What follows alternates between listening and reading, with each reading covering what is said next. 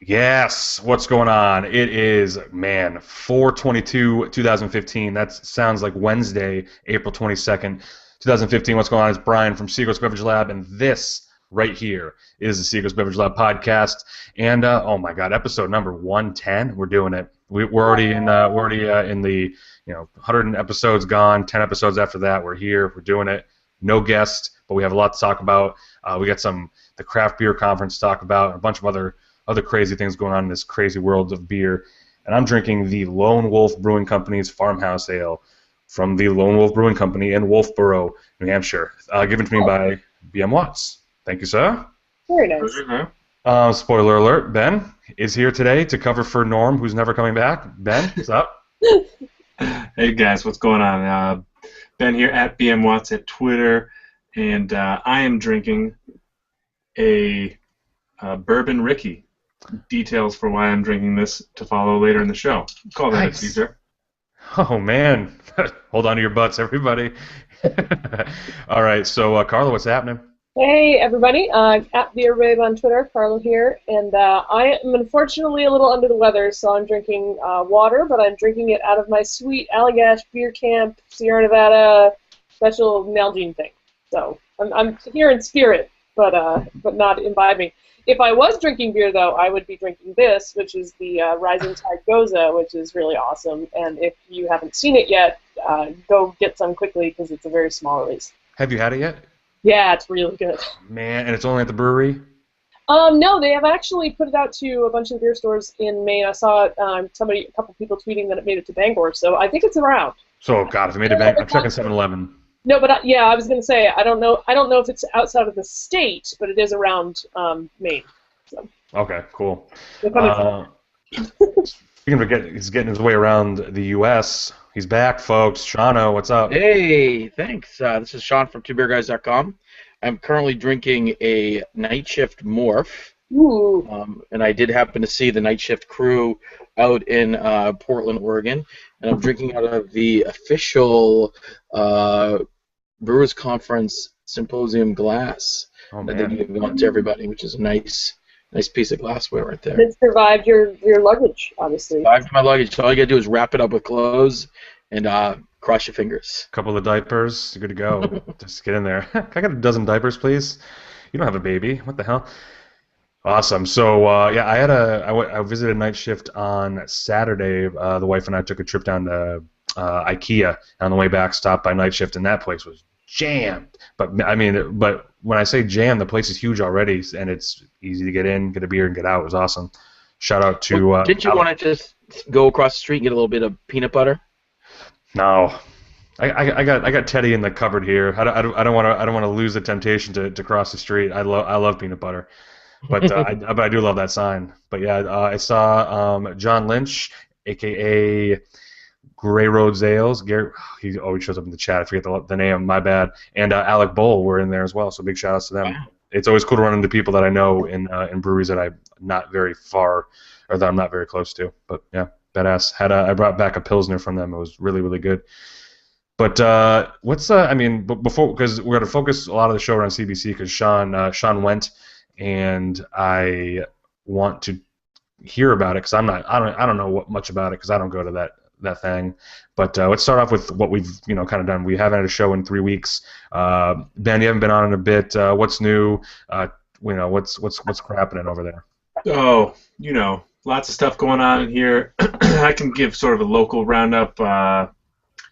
Let's see, Levin, our sort of favorite local spot out here on the interior New Hampshire-Maine border, just went through a nice little remodel, reopen, brand new menu, new taps, new patio. Nice. New bookshelf. They're carrying some books there.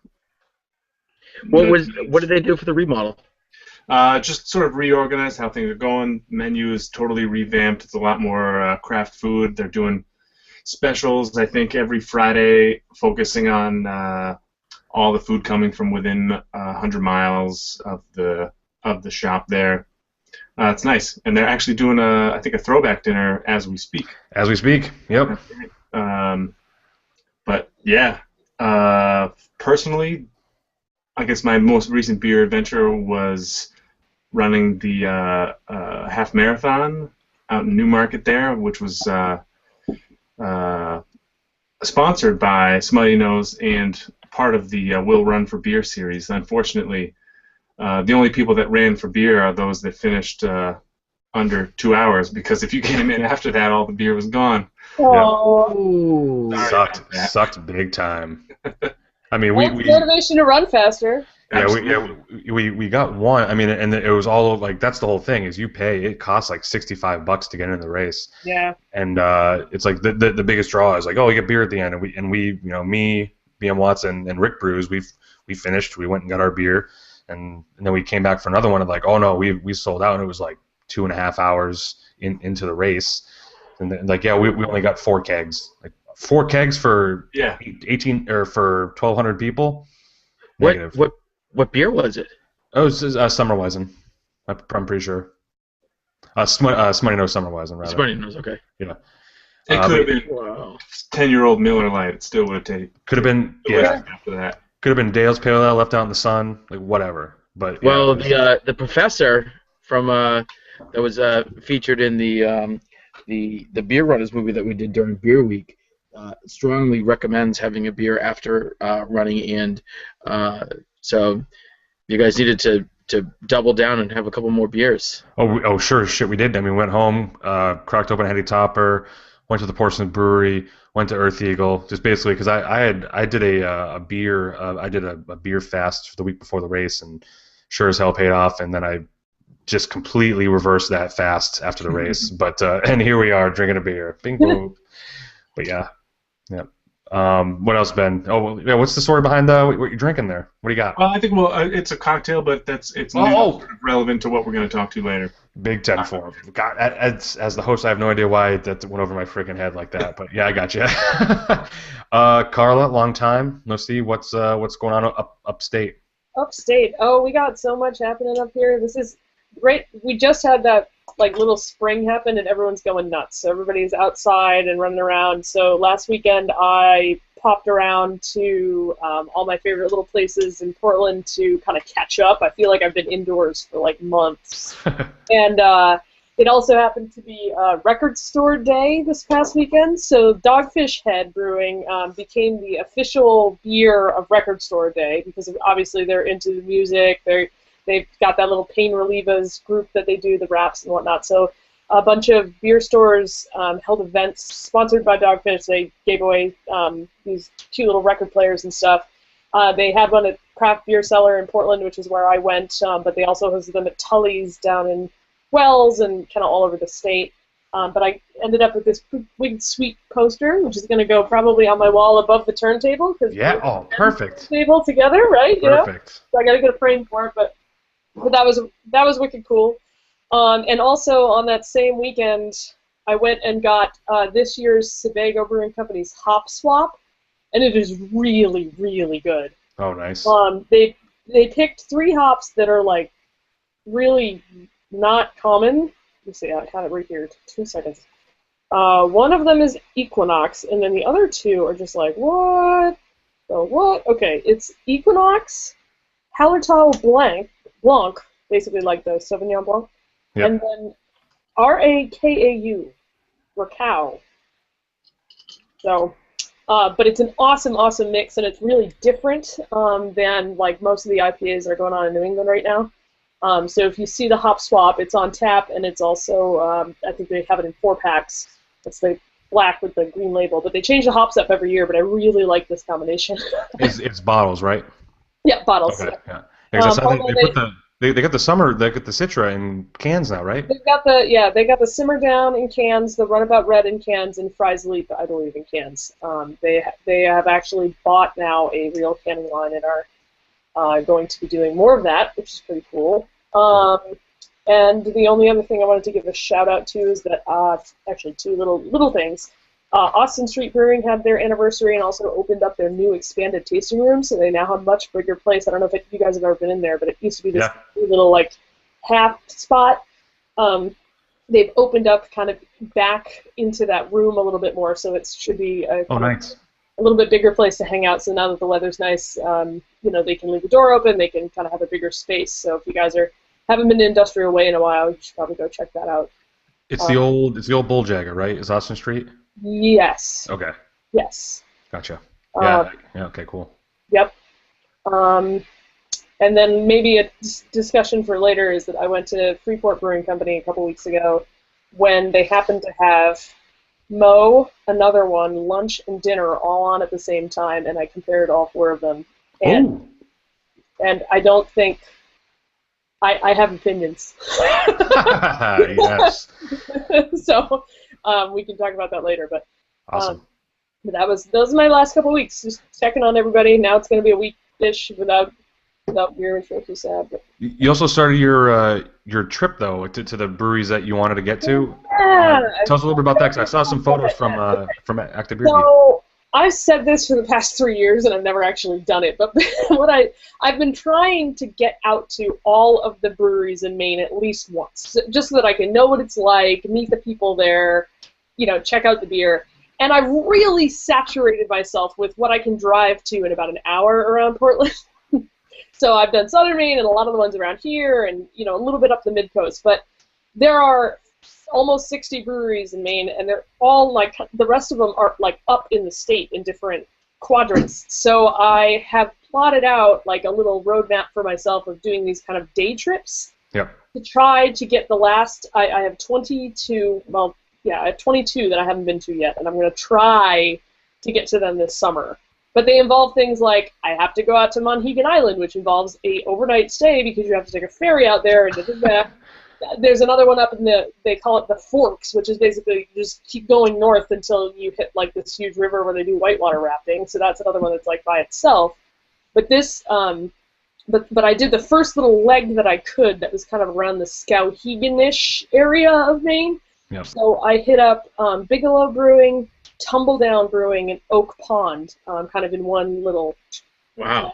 And two of those are brand new, right? Yeah, 2 of those are super new, and then Oak Pond has been around forever. And do these ones that are so far out there, do they just service themselves in the local area, or are they Some of them. So Oak Pond literally doesn't distribute farther than they can, get to in 20 minutes. They have a list on the wall of the bars, the 6 bars that you can distribute at. But Tumbledown does bottle some of their stuff. I did see it in Portland, so they're kind of getting there. But what I liked about Tumbledown in particular is that they made this big indoor kind of tasting room space that's going to be a little community gathering space. It is for their community. Cool. Even though their beer's going a little bit further than that, they've kind of made themselves be a spot where people come and talk and hang out. And I think it's going to be a really cool thing. So. Between the 3, they all had great beer. I had, I put some pictures up on my Facebook page. I don't think I'm going to do full blogs for all of these, but it's just part of my adventure. So that was part 1 of the trip, but it's going to be another couple weeks before I think I can do any more. No, Carly, are you going to make a little bit of sort of a database of brewery address, kind of what their profile is, and just so people can, it's not a full blog post per se, but just enough as a resource that someone could say, okay, yep. From Carla's post, it may be dated now, but they're only open on Thursday and Friday, so don't try to go there. That was actually what I was thinking about doing, is doing little mini profiles of each, and then having a running list that maybe I update or I throw some pictures in every time I show up, that kind of thing. That's perfect. But the challenge is exactly what you just said, though, is that, okay, I was able to do these 3 breweries in one trip because their opening times overlapped on one day. So it was Saturday, one was open from 11 to 5, one was open from noon to 5, and one was noon to 3. So we hit them all, but it's not easy. You can't just show up and hello, I'm here, beer me. Go to all the breweries. It's more challenging than I think it should be, and it would be really nice to have some kind of reference that you could go to going, okay, I'm going to the X area. What can I do today? Oh, it's Monday. No one's open. Yeah. you gotta hire some beer minions to go out there and do the work for you. Yep. Yeah. Something like you call them little babes or something like that. Ooh, nice. That would be funny. Very illegal. It sounds very illegal. Lauder lackeys. Lauder lackeys. Oh. All right. I'm taking names. I am taking volunteers if anybody wants to come with me on any of these trips. You can just call them companions. Oh, yeah, there you go. Oh Going my. old school. But if anybody wants to come with on any of these trips, usually I post on Facebook that I'm thinking about planning one or whatnot. So, and that goes for the audience listening too. You know, I know you guys. So, if you all want to come meet me or just say hi and come explore these breweries with me, feel free. Yeah, when you plan the trip to Rising Tide, just let me know. I'm kidding. It's a Sorry, long. I already did that this week. Yeah, I got it. No, I almost every time I go down to Portland on a weekend, I end up at Rising Tide at least once. It's just a Nice. habit. Like I just go over there, say hello, have a beer or two, buy a 4-pack of something, and then For someone that may want to join you, yeah. do you have a couple breweries that you haven't been to yet that you can at least say out loud? Yeah. So there's a little map on my Facebook page that has them all kind of called out, but I haven't been over to a lot of the ones in the Bangor area. That's kind of one of the trips. I have not been up to Gagan Atlanta. Brothers, Uh, right? Gagan. been up to Gigan once, but not since they did their big expansion and have kind of the new space going on What's the soon. one in Lincolnville too? Link. Yep. There's hold on. Lincolnville Brewing Company. I got my opening up my thing so I can. It's got like the little golden retriever on the. And then there's the one with what in Orono, the Friars or something like that. Yep. Fires. There There's is. Orono Brewing Company. All right. So the trips that I was gonna do, and these are tentative because I don't know what the like I said, but like the opening times in craft are yet. But where did they go? One sec. Man, just had it 2 seconds ago. That's older. I think it's gonna be older than that. All right, here it is. Okay, so I just did the Tumbledown Bigelow Oak Ponds. I literally just put Bangor area everybody, probably a whole weekend. Down east, I have not been to Strong Brewing Company, which is another one that opened about a year ago now. Nice. I've met them, but did not.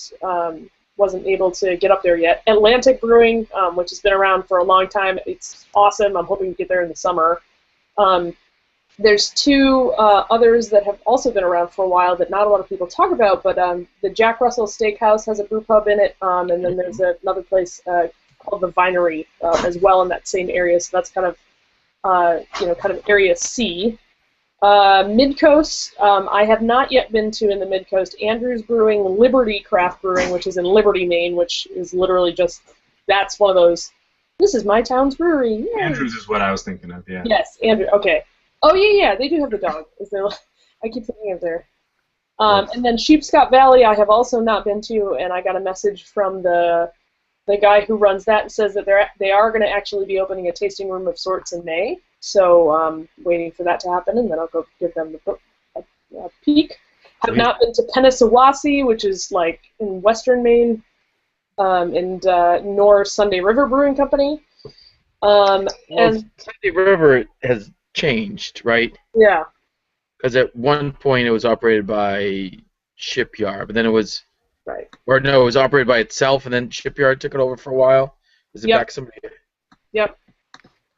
Yes, at some point it was a Shipyard thing, and now it is not, is my understanding, but I can double check on that. And then I honestly have had their beer, but this one's a little southern Maine trip that I feel a little bad. I have not been to Hidden Cove or Rocky Coast. Ben, we had a beer dinner with one of them, right? Was it Rocky Coast? We had a beer dinner with Rocky Coast, yeah. Okay, yeah. They're kind of like maybe like a mile away from Tully's. Yeah. They did it at Levin, right? No, it was at Thistlepig. Okay. Yeah. And then I have also not been to the Inn on Peaks, although that is, I believe, owned by Shipyard. But have you been to some yet? Yes, I have been to some, and I have had their whoopie pie or whatever really good. Or whatever that beer is. Yeah, had it. There's apparently two whoopie pie beers. There's pumpkin and there's regular, but there's also the big whoop, which, mark my words, when it comes out next year, line out the building, and that's a Bev Lab guarantee.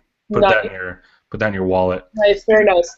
Very good beer. And I have been to Nice Brewing and Funky Bow, and that's another good day trip from Portland if people want to go up there. It's a pretty area to drive up, kind of in that area. But I'm kind of focusing on the ones I still haven't done. But there's a brewery in planning, and for anybody who knows Maine geography at all, there's a brewery in planning in Lubec. I'm just like, please. just sounds far. I don't even know where it is. is.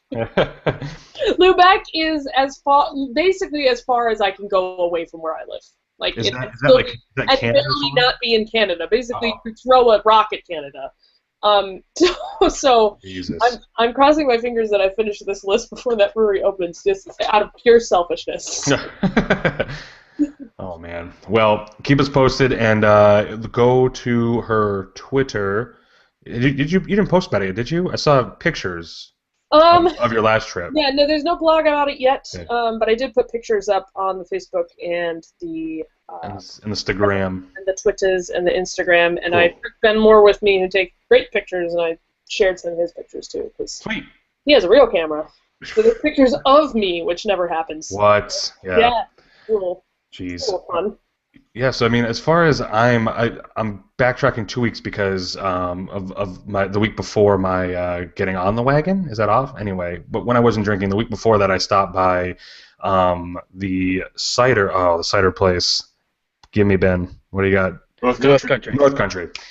Yes, and I must say, if you guys are in New Hampshire and want to visit a true cidery, get there. Super good.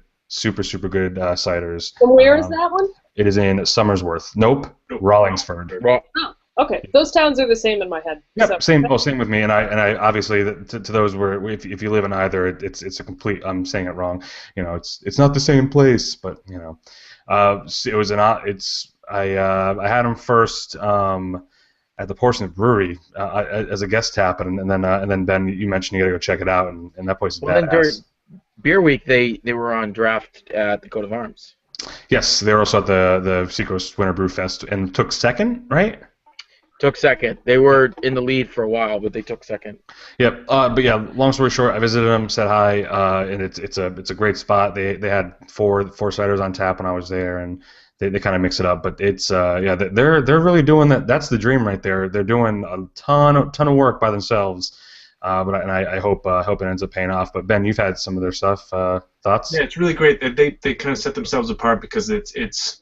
I mean, you would assume that all ciders that you're drinking are basically just fermented, apple juice and yeast and whatnot. But that's not necessarily the case. They tend to add a lot of sulfides and preservatives to have a consistent taste. But North Country throws all that out the window, so you really are getting a true pure cider, really crisp, delicious, and they're doing kind of some fun things about it. They're incorporating honey, they're incorporating spice, not just like spice like apple spice, but you're getting spice like heat spice as well. So there's some really cool things going on that, and coming from me as a non-cider drinker whatsoever, I was blown away from the first sip. So it's a nice thing to have for me about 5 minutes up the street.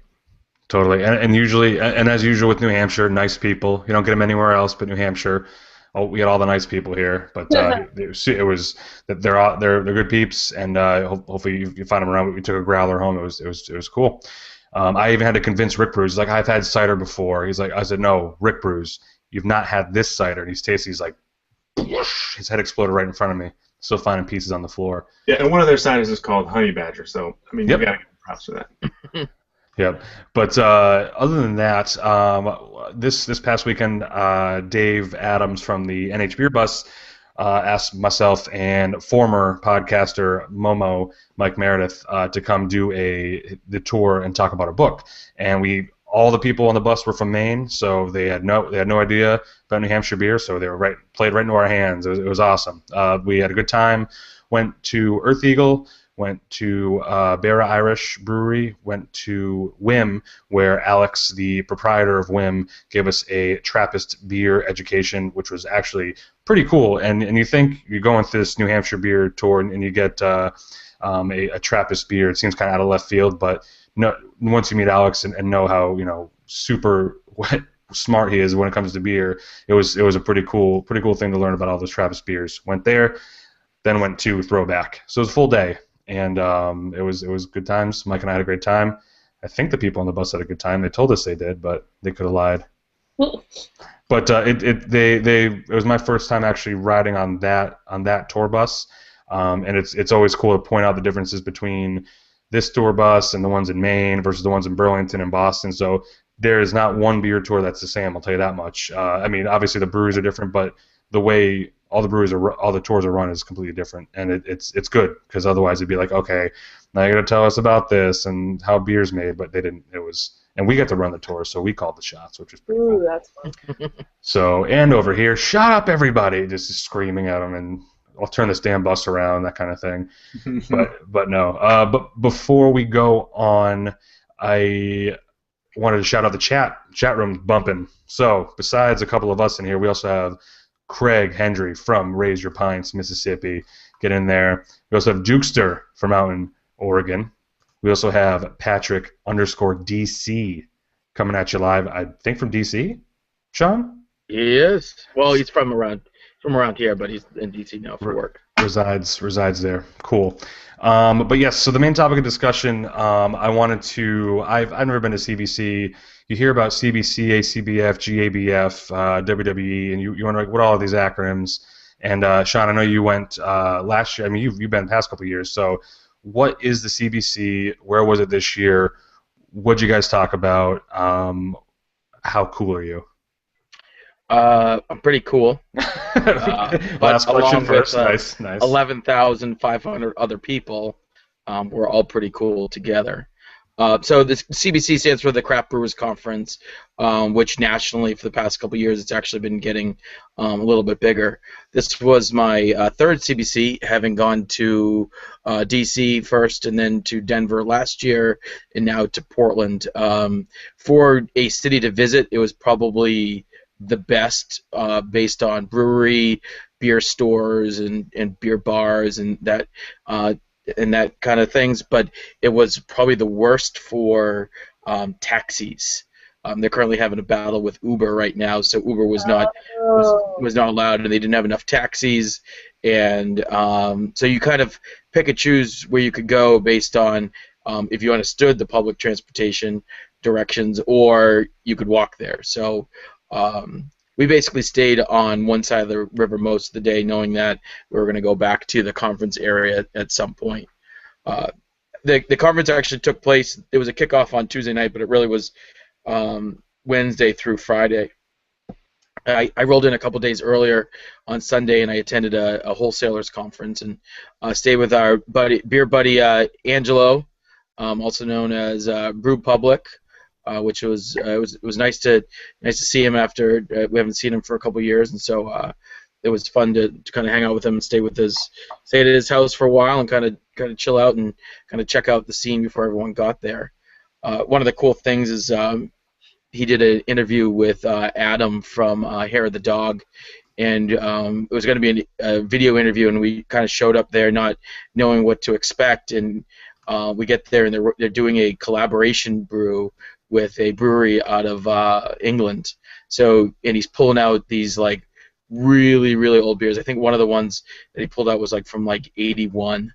The bottle was like all dusty, and but when they were taking the cork out, the cork started like breaking into it. It was a nice sour beer. So it was kind of nice to be around that. And then he kind of broke away for a little bit and sat down with us. And the interview was probably about 15 minutes long, but then after the camera went off, we kind of talked a little bit more.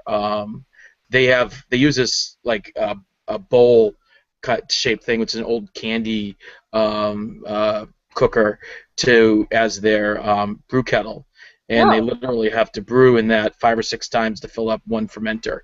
So it's really a labor of love, and it takes 24 hours to actually complete the whole process, and they'll work 12-hour shifts and kind of switch off to be able to do it. So when back in the day, before they moved to the new place that we had visited while we were there in Portland a couple years ago, about 80% of all their beer was sold outside of their tasting room. Now 90% is sold direct, and it's all aged beers, blended beers, and so they have no desire to get any bigger. Happy where they are, and and he actually has his some family, including his sister and his kids, actually working with them. So he's pretty happy to be able to be very sustained in a very competitive market. I believe and don't quote me on this, Portland proper, that people were saying there was around 50 to 60 breweries in Portland proper. Yeah. And in that area, the craft share was as high as 60%, meaning that 60% of all the draft lines that were there were a craft brew. In Oregon overall, it's very dedicated to Oregon breweries. So it's very different than any other state, where the majority of beer sold in that state is actually produced in that state. So it's crazy to see that. And you are right about the number in Portland proper, because I remember hearing that there were, I think, 58 or 59 breweries in Portland proper, and I went, that's how many are in all of Maine right now. Like, and I'm having trouble visiting them. Like, yeah, it's crazy. So, what were some of the main for you? I know obviously your goals are different because distributors versus is it just distributors and wholesalers that go there? Is there a main goal for everybody, or is it just more of like everyone meet together? Here's a keynote. Everyone meet together from every part of the chain. So the big part of it, there's this huge, big like trade show where you walk up and down, and you can meet every vendor that fabricates tanks. My favorite thing, and I spent about 20 minutes watching it, a depalletizer, and they have this whole thing set up, and it took 3 cases off at a time, put it on a conveyor belt. The conveyor belt went around, it put it on a pallet, and then this automated wrapping machine would then wrap up the full pallet after it was complete. So you're walking around, and you see like a full brewing system set up in the middle of this trade show area, and they're right next to the guy who makes tap handles, next to the guy who's country malt, who's selling barleys, next to the guy who's from Germany that has 5 different new experimental hops. So essentially, it's kind of like if you're a brewer or a brewery owner, you're like a kid in a candy shop, walking up and down the aisles, kind of chatting with people, figuring out what you want to do for the next couple of years. It's very hard as a brewery owner, because I talked to a bunch of people who were in the market for equipment, to not want to buy everything, whether it's like a bottling line or a canning line or a new filtration system, because everything's right there at your fingertips, so it's pretty cool. So that's one aspect to it. The other aspect to it is that there is a bunch of symposiums, education classes. So they have this big map up on the wall of all these different times, and for each time there were about an hour and 15 minutes that they allotted to it. There was probably about 5 or 6 different topics that you could go to. You could go to an exporting to Taiwan class. You could go to a class about barrel aging. You could go to a class about cleaning. You could go to a class specifically about a piece of equipment. Yep. I went to a couple. One of the ones was how to make a better beer dinner, how to run a cool beer festival. There was how to hire the right salesperson. So there was, depending upon each aspect of what your role is, you can kind of get some classes that will help you out. It's all people in the industry that are sort of knowledgeable about those aspects to it. So it was funny. I saw the night shift guys, and there was 4 of them, and they were all like, "Okay, I'm gonna go to this one. You go to that one. I'm gonna go to this one." They kind of all broke apart, went to these different sessions, and they kind of came back together and said, "Okay, here's what I learned from it." So it's very, very valuable, and it is what you make out of it. There's no requirement to go to any of it, but it's good to kind of be able to use that as a learning piece. From the wholesaler's perspective, there's a lot of breweries that we sell that they're not local. So this is a chance for us to connect with those brewery owners, brewery representatives that we don't get to see quite often, and chat with them and see how things are going, and kind of get that face-to-face time with kind of everybody at once. At different times across the week. So it's very important also, if you're a brewery and you're looking to expand to a new state or new market, and you just basically walk around, you see what's on someone's name tag, and you kind of strike up a conversation. I know a lot of collaborations too may start at that conference. You know, people run into each other, they like each other, they start talking about, oh, wouldn't it be cool if we, you know, brewed a thing together, or you should come out and visit me, and you know that I've heard a lot of stories started there. And I just want to give a quick shout out to Nate Sanborn of Rising Tide did give a talk actually about QC practices for small breweries. So you know, you don't have to be a big guy to really keep on top of, you know, your sanitation. And I didn't hear any feedback about how he thought it went. I know he was nervous before he did it, but it's pretty awesome to have you know, a really strong brewer in our area presenting also to all these guys from all around the country. That was pretty cool. In addition, I went to the session, which really wasn't relevant to my specific job, but I went to the session about malting that included Valley Malt, Andrew Stanley, and Megan Parisi, who's with Wormtown now, talking about how that they work with the maltster to be able to create these specialty malts, that they actually had some beer there that they had brewed with these specialty malts that they were talking about. And the amount of people that had questions about it was kind of interesting to see what people were going to be asking about it. That's awesome. It's like malt. Some of the cool stuff is kind of like, I mean, you get some cool swag, some water bottles. I mean, every year they do a specialty beer. Sweet. What brewery does that? Just a bunch of them? Yeah. So this one, it was Hubworks, which is called the Spirit of the '90s, by Breakside, Gillamesh, Hopworks, Urban Brewery, Laurelwood, Portland Brewing, and Standing Stone Brewery here. It's called Spirit of the '90s. I also was able to pick up a bottle of Goes by Commons, Occidental, Stickman, and Ambach, A-M-B-A-C-H-T. Ambach? Where did I see something like that? I saw something like that before. Isn't that a Japanese Ambach? Anyone? Not a Japanese fighting movie? Anyway, I'll see it. I gotta go. But it was like cool swag like that they give out during to it, so it's worth it. And as the glassware that I mentioned, the big parts is the opening ceremony. There's a closing, well, not opening session that everyone kind of gathers together, and there's a closing session. But always Wednesday morning is a big speakers, and they announce the awards of the Achievement Awards. What does that entail in Achievement Awards? Like for example, the palette thing you were watching, would that be considered something you can get an award for? Like, or what's an award? So the three awards were sort of that they do year over year. One's called the Russell Schreier Award for Innovation, and that went to Steve Dressler from Sierra Nevada. There's a Brewers Association Recognition Award, which went to Dan and Diane from the founders of the Brick Skeller in Washington, D.C. And the FX Matt Defense of the Industry Award, which is, I think FX Matt, like senior, went to Brooke Bristow of South Carolina Brewers Guild. So it's people that they're recognizing throughout the industry, whether or not you're the brewer or a member of the industry that has been known as being influential.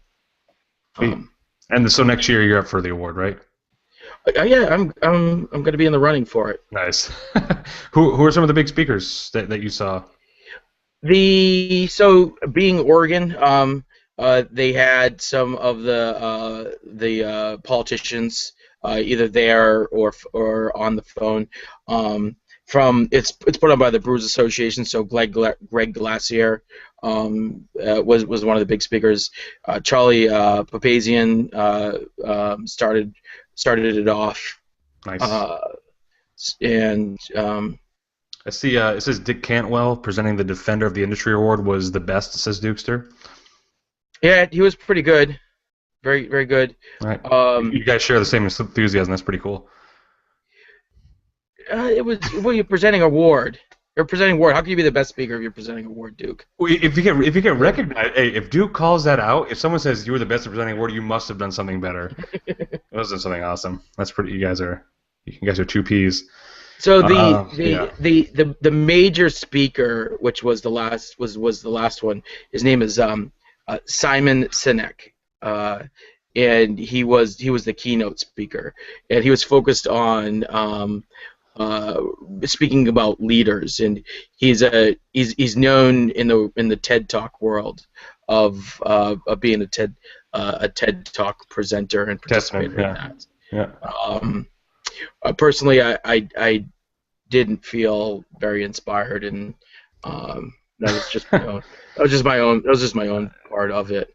Yeah, TED Talk. I mean, yeah, I have my own,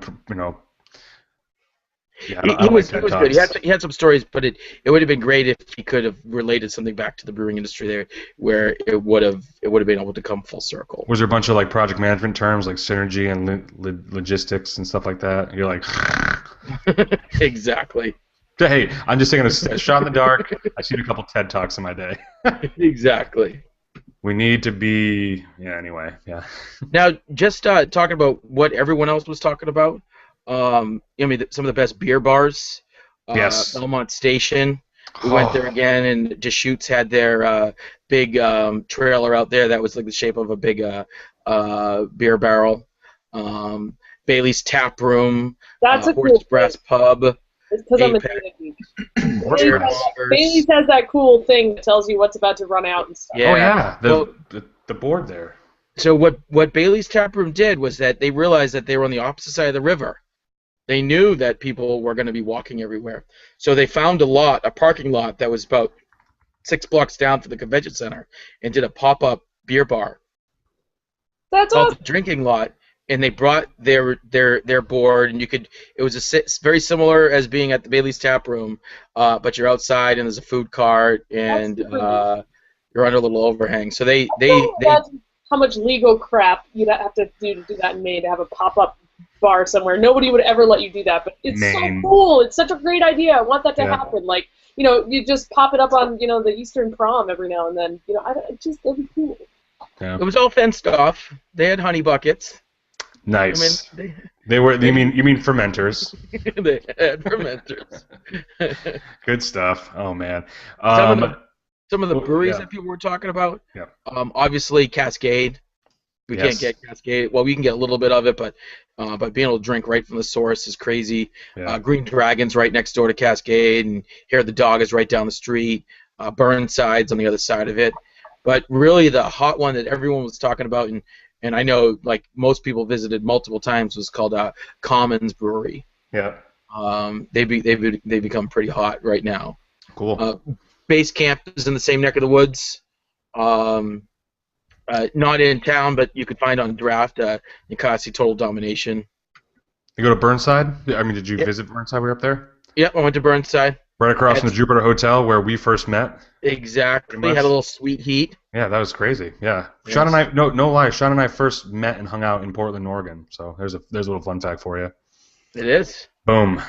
Mind explosion. That was a fun Global Lovers Conference. Yeah. That was too fun. I had more too fun at the Boulder one. So. Well, so wait, Carla brought it up, I think. Do you know where the next one is, or have they announced it yet? Yep. 2016 is going to be in Philadelphia, Pennsylvania. That's awesome. That's where the podcast is going, folks. We're going to get on there because that's what we do.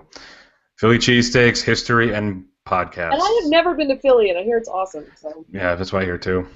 BM Watts, you coming? All right, sounds good. Road trip.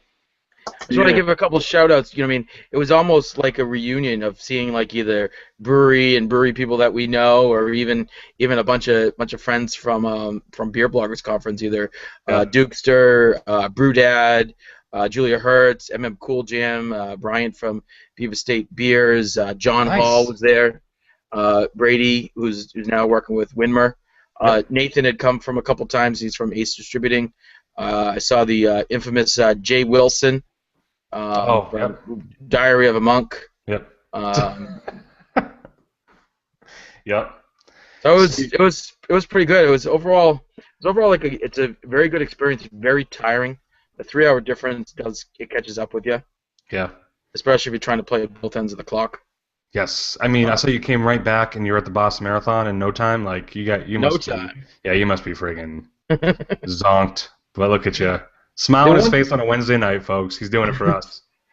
The one thing I would recommend, and sort of, I was walking around the conference with Nicole from Throwback and looking at all the people and all the vendors. And if you're a brewery in planning and you're a brewery just opened a couple months, it's going to be overwhelming. It really would be. I'd strongly recommend, like, if you're looking to spend some money to expand, to be a perfect place to be there. If you're just trying to build a brewery out, it might be a little bit too overwhelming to. At least the trade show part of it. There's so many people, so much things going on. You could really get confused, well, not just overwhelmed. Yeah. By the amount of stuff. Yeah, I mean, and there's no one saying you have to go to it, right? You know No, what I mean? Like, no. so. No, but that's just kind of a warning of, like, it's kind of like going to, like, the home show or the boat show, where there's, like, so much stuff. Yep. Oh, and Dukester in the chat says he just had his first beer since CBC today, so it's that kind of deal. So I mean, even us beer bloggers, you know, and beer lovers gotta take some time off, and like they get overwhelmed with the beer stuff. But then again, I saw Sean drinking a 262 at the finish line of the Boston Marathon, so he got right back on the horse the second he landed in New England. It's like, screw that. Any final quick things before we talk about one more quick thing? Shano? Nope, that's it. That's the conference from my point of view.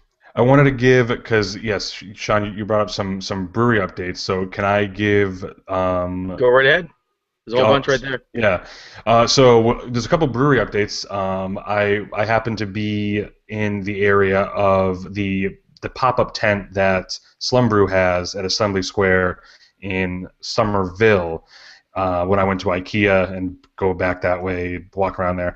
Little did I know, when I was at night shift, Alec Bull was saying that day is when Slum Brew opened up their new brewery in Somerville. So I didn't even look it up, because I know that I was looking on Facebook the week before, and they were saying that they were waiting for inspections. The inspection passed. They were waiting for this kind of license, so they ended up getting it, and they opened on Saturday. And you can check out their pictures. Sean, did you get a chance? Did you go down there at all, or? It opened up the Friday I was gone, so it's been only a couple of days. And Somerville Brewing, officially, you're added to my list of places that I'm coming to visit, because I've been promising that forever. Now that the new space is open, yes, I'm gonna get on the train or something, but I'm gonna go. Let's go. Yeah, and it looks amazing. It looks great. So I mean, check it out on Facebook. They're doing big things. Sean, you also said that Newburyport is expanding. Yep, they just added additional fermentation tanks, I think maybe 6 of them, along with new kegs. So it's going to be increasing their capacity dramatically. Nice. And Outhouse, which is a New Hampshire brewery, you said has a new location. Where are they at now? Same town? Yeah, so it used to be Outhouse used to be at his house. Oh, so now he's right off of 4 and 202.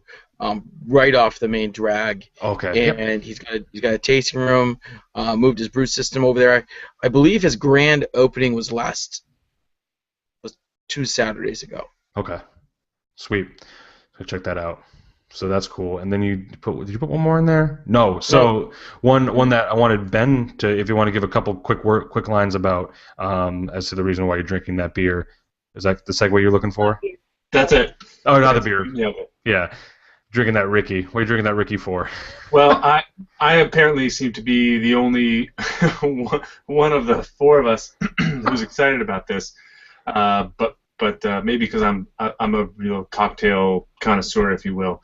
But Earth Eagle, my favorite former Nano brewery and speakeasy in Portsmouth, just got their new license, so they'll be now serving cocktails. And having a number of other abilities. I think Sean can maybe go into detail about that. But I, for one, am excited about that with a little bit of reservation. But I think, assuming that they'll take the same innovation that they've taken to put into beer, they do that into cocktails, I think might be something that's really fun, and something that maybe they'll be able to offer that nowhere else in the Portsmouth area has to offer, as opposed to looking at it like you can go anywhere in Portsmouth and get a cocktail. But I think I'm looking on the optimistic side that something good might come out of this as opposed to just being another bar that sells beer and liquor. Yeah, and Ben's referring to our pre-show discussion where we were a little bit poo-pooing the idea of this. But honestly, I've had, a minute to think about it, and we don't see a lot of these hybrid-type places come from breweries. We tend to see, bars that do these things, and then we see breweries, keep their own stuff to themselves. And I think it's a new model that, if done well, it'll be interesting. It'll be interesting to see where they take it. Sure. And the idea of also having guest taps on is interesting. When I went out to Stone Brewing Company when they opened their really awesome place in San Diego with the rock gardens and everything, they had a beer list that was their list, and then on the other side was actually all their guest taps. So they had, they were celebrating not only their beer but other people's good beer that they really liked, and they curated a nice little list. So right, and I think that's kind of the thing with Earth Eagle is that they don't really have any. There's nobody strong-arming them to carry any certain brands. I think that they'll be the decision makers when it comes to what they're going to have on for guest taps. It's like, who do we really want to have on here? Who do we appreciate? What other breweries do we believe in? Yeah, I appreciate that. Kind of like Ben is. Oh, what do you got, Sean? I was going to say, just to step back, just so everyone knows, that the transition was that they went from a nano brewery license to a brew pub license, which allows them to operate and function more as a restaurant, along with self-distributing up to a certain amount. So that's the change that we're discussing. So that was going to be my question to you is, I mean, I know they are already talking about using that liquor license for things like liquor, other things in beer, but what are some of the positives from the beer side that we can see from this brew pub? You just said yourself, self-distributing, possibly. It allows them that if they do a collaboration brew with somebody outside outside of their own facility, they can actually buy that beer and serve it on draft. Where beforehand, say that they did a collaboration with Stoneface at Stoneface, they could never serve that at their own location. Right. So it allows them a little bit more flexibility in that part. And it allows them to choose to bring into, I think, wine and spirits into their facility, where beforehand, as a nano, you can't even. That's not even on the table. Yeah, I'll never judge a book by its cover, except New Hampshire Beer, which is a fantastic cover, a great book as well. But at face value, I see a then nano brewery, now brew pub, that has 6 beers on tap. I don't see any room for guest beers, but again, I'm the guy that doesn't know their plans, so they could have some awesome plans. So I'm waiting to see, and they always do. I mean, I thought they couldn't serve sandwiches there, and Ben kicks, not this Ben, but Ben over at Earth Eagle kicks some serious ass for sandwiches. So that's now the best place for lunch ever. So they have a lot. I mean, the bar is set. They know what they're doing, and they always come up with awesome ideas. So I'm just like, see how it goes. They're going to be expanding their number of draft lines. Yep. Right. I know, because they're expanding the bar. 6. Yeah. Right. They're going to be adding 2 more to 8, and then they're going to be adding 4 more. Yeah. The difficulty is that they're brewing on a 2-barrel system. They have 2-barrel fermenters. They are looking to add more larger fermenters so they can double brew into it. But the difficulty is that certain styles of beer that they want to have on all the time seems to run through so quick that they're always playing catch up on it.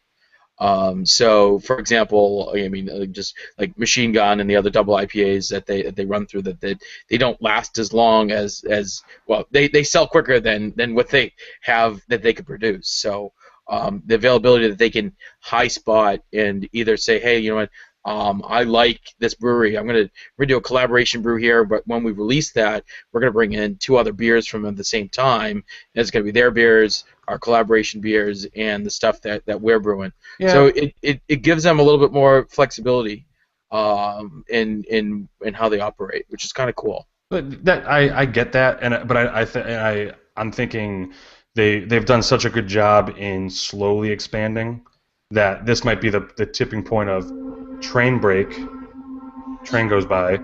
This might be the tipping point where you think, okay, so Earth Eagle might not be the little brewery we thought anymore now that they're getting these guest taps and more taps. So I think it's a great point too in the idea that they have done this their way and done it slowly, Yes.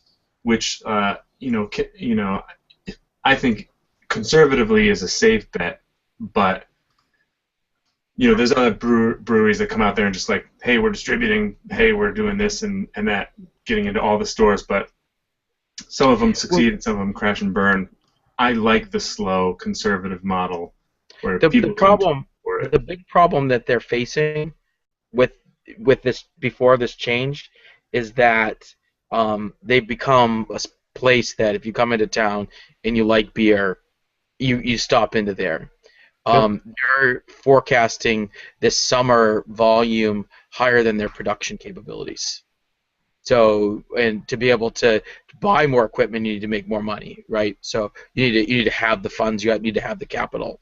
So to be able to have other options when they don't want to go down to 4 tap lines. They want to be able to make sure that they're having enough beer to be able to serve and they want to be able to pick the beer that they choose. So it really comes down to that. It's a change that they needed to do to sustain their business. So if they were gonna put guest taps on, like what would we want to see like as that kind of thing? great question. So Sean, you're a small nano brewer, now brew pub. You put 3 guest taps on in New Hampshire. What would you go for? I would go for some guys that you can't get anywhere. Like who? I'd go after Schilling.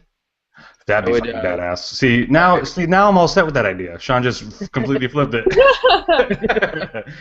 I would talk to a friend of mine and say, hey, let's brew this collaboration and we'll sell some of it. We'll sell half of it here. I think you're onto something there, because I think a place like Deciduous. Good one, Carla. A place like Earth backing away now. An opportunity to tap into those other smaller nano places that you have to drive across the state to get to, but now maybe through some sort of partnership, we can offer it here on like a limited basis. Now I'm totally cool with this thing. That just happened. And pre-show we were talking about. I think Sean brought it up at Buffalo Trace. Yep, shots of old granddad. No, that was my idea. Mm-hmm. But well, that's the idea, though. I mean, even as a brew pub, they can actually now they could do a whiskey, beer, food pairing tasting. Totally. They couldn't have done that before as a nano. Wild Turkey is it basically is their name. So I mean, they could age a beer on a Wild Turkey barrel, and that you could have a sidecar of Wild Turkey along with the beer, and kind of use that as a tasting reference. Yep. And I mean, the options are endless that it allows them to do. Where beforehand they were kind of handicapped. If they ran out of beer, they ran out of beer. Yeah.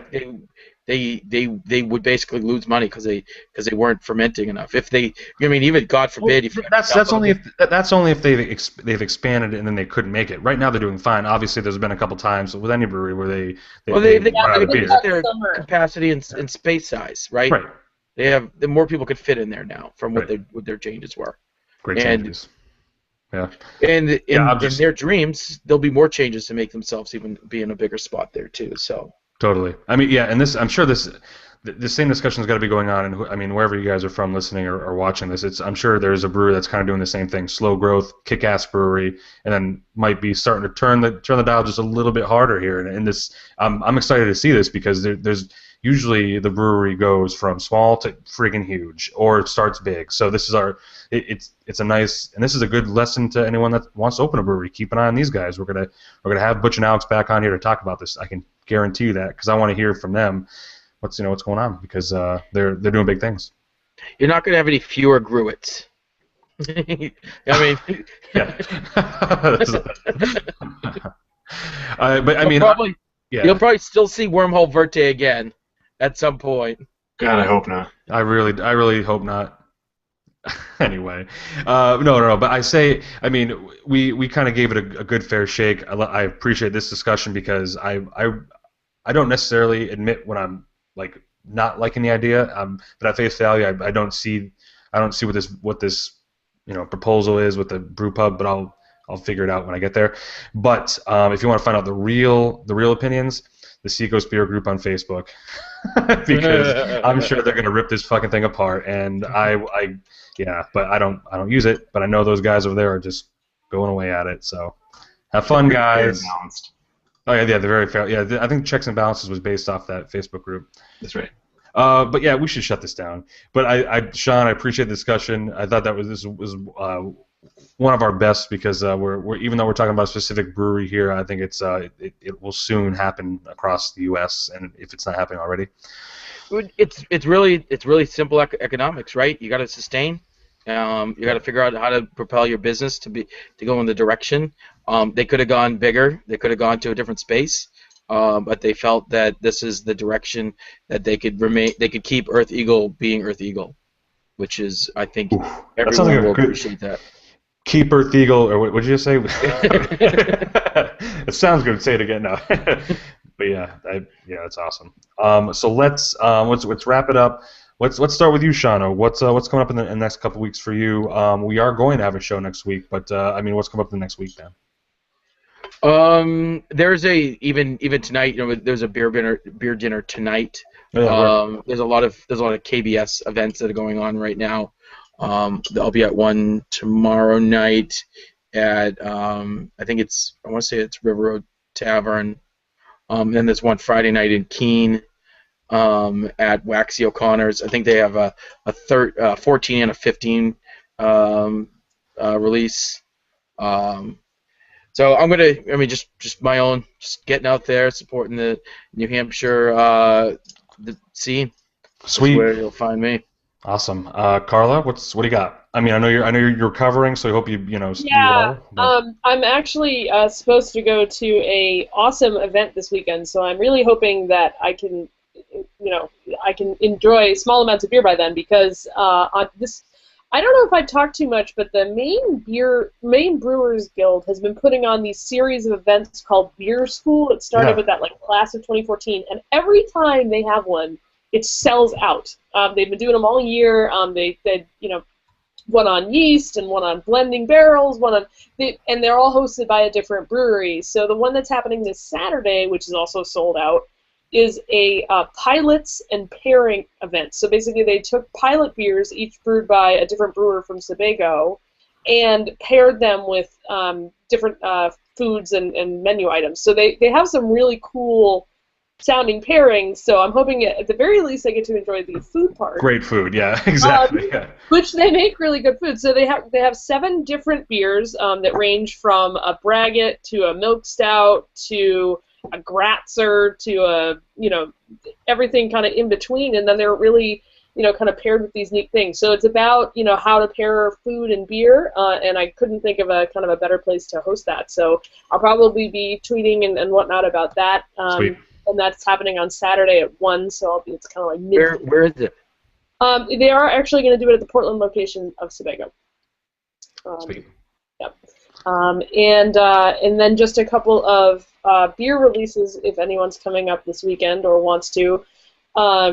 We are having Foundation's doing another release of their Epiphany and Wanderlust in cans. That actually starts Thursday, but they'll have them probably through Saturday. And Epiphany is the one that's their IPA that's kind of been getting everybody's attention, and Wanderlust is actually a saison, but it's a canned saison, so go grab some of that. It's pretty cool. Come on. Yeah, it's awesome. All right, I'm going up tomorrow. Lunch. And on run. Saturday, they're also Austin Street's also doing another release of their Brett Loves Hops, which is a fantastic beer. And they've got Mosaic, Eldorado hops, and then they ferment that with Brett, so it's really, really good. If you're into Brett at all, that is a beer you got to go get. And again, that's Saturday, starting at noon. And one kind of, I guess, on the more fun side, little less beer geekery, a little bit more fun is also on Saturday. Bandit Horn down in Biddeford is releasing Wicked Bueno, which is a Mexican-style lager. And kind of for just in time for Cinco de Mayo. So basically they're going to be they're going to have that on draft at the brewery, and they'll have some really fun. I think they said they're going to have hot dogs, and it's going to be a little party, I think. Nice. for that. But Wicked Bueno. So if you're into, so don't buy the Corona. Go buy a Wicked Bueno for Yes. for Cinco de Mayo. Sweet. Yeah, there's stuff happening all the time. I mean, they're having Oxbow Funkadelic, Farmhouse Funkadelic at Novare Res this Saturday as well. So basically, if you want to come and get drunk in Portland, Saturday. Is that the moral of the damn story? Nice one, Carl. Saturday is the day to do that. Put a bow on it. Yeah. Just saying. So I am, sad that I probably cannot indulge in most of these things by then, but it's going to be a lot of people running around, going to beer releases, and hanging out, having food and some beer. So I don't want it any other way. Ew. Negative. So, awesome. Well, Ben, anything going on? Gotta give a semi-shameless plug to my brother from another mother, Kevin Kerner, up in Montpelier. Three Penny Tap Room is celebrating their 6th anniversary next Saturday, so that means only one thing, and that is Montpelier Fest. It is the biggest beer event in Montpelier. Yes. Be there or be square. We got live music, we got food, we got casks, and they're bringing Hill, they're bringing Lawson, they're bringing the big guns out. Definitely want to be there for that. Definitely check that out. Awesome spot if you haven't been. Good times, great times. Sweet. And I got a shameless self-promote also. Let's Talk Beer at Levin in Somersworth. We'll be there for Septo de Mayo, big celebration of the 7th of May. Yep. So come on down to Levin. And on the 7th day. Awesome. It's like you got Cinco de Mayo, you're hungover on Cinco Seis de Mayo, and then you're ready to party again on Septo de Mayo. Rock it out. Don't forget, May the 4th be with you. That's true. It's true. And also with you. Anything else, Ben? No. Well, awesome, and I'm sad to say that the week I'm going to Montpelier and Three Penny this weekend for the first time, and it sucks that it's not the right time to be going. Oh well, you will get to have Hill Farmstead's Pilsner. They just put it on draft today. So they just put a Hill Farmstead sticker over Pilsner Urquell? That's right. Yeah, perfect. Oh, it tastes really good. It's familiar. Man, but so I'm heading up to Burlington this weekend to celebrate the next year of my life, and I'm heading up Friday, going to Hill Farmstead for the first time, going to Three Penny, and man, I had a list of new breweries that I haven't visited yet that I wrote down. I am also going to go check out the following. Not the Kevin Bacon, these breweries. Going to go check out Four Quarters Brewery, Queen City Brewery, Infinity Brewery, and obviously a stop at Fiddlehead and such. Yes, very excited to go to Hill Farmstead for the first. Are they in Burlington?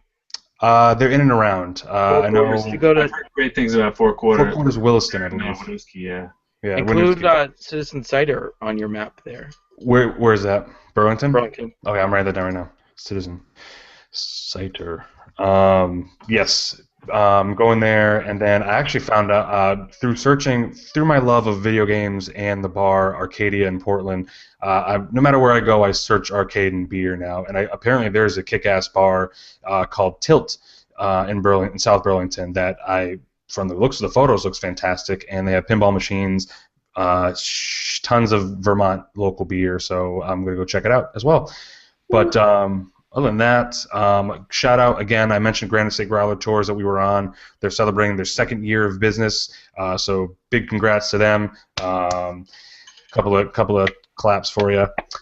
But so I think they have 2 buses now, so they're really getting into it, and they're trying to find out some new tours to go on, not just the Seacoast area. So if you have any ideas of tours that you'd like to go on, check out nhbeerbus.com, and he'll help you out there.